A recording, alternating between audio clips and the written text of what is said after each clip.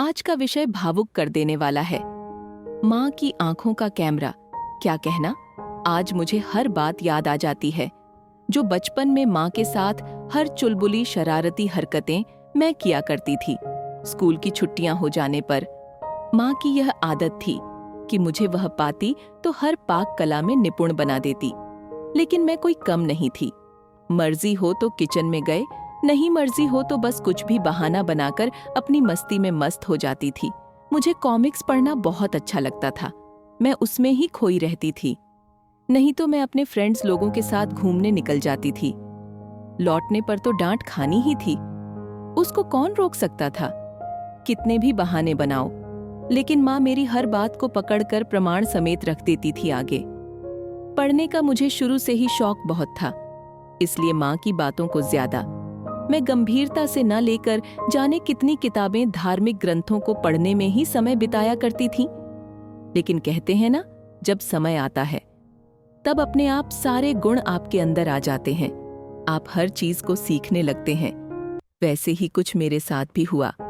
आखिरकार माँ का सपना साकार हुआ और माँ बहुत खुश होने लगी कि मेरी बेटी को ठीक ठाक खाना बनाना आ गया, घर के सारे काम संभालना आ गया।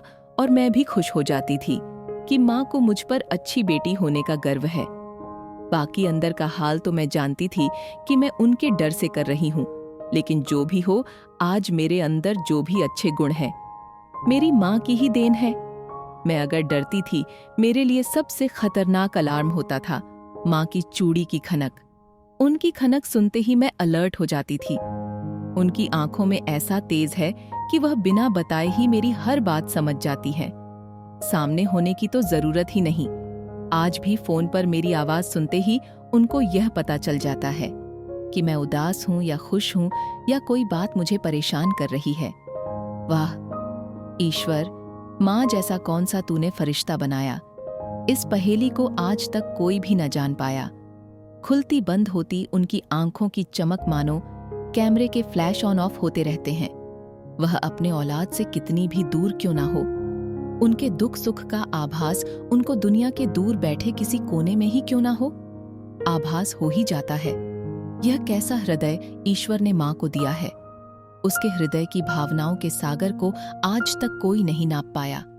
घर कितने लोगों से भी भरा हो, किंतु माँ ना हो तो खाली है। माँ ही घर की आत्मा है। उसके होने से ही घर स्वर्ग जैसा लगता है। घर मुश्किलों का आना जीवन में जिंदा होने की निशानी है। उन मुश्किलों को आसान बनाना। आंखों से बरसती दुआएं उसकी मेहरबानी है। प्रेम स्पर्श के उसके आयाम का क्या कहना। अर्पण करती जीवन, सुंदर उसका अपना गहना। उसका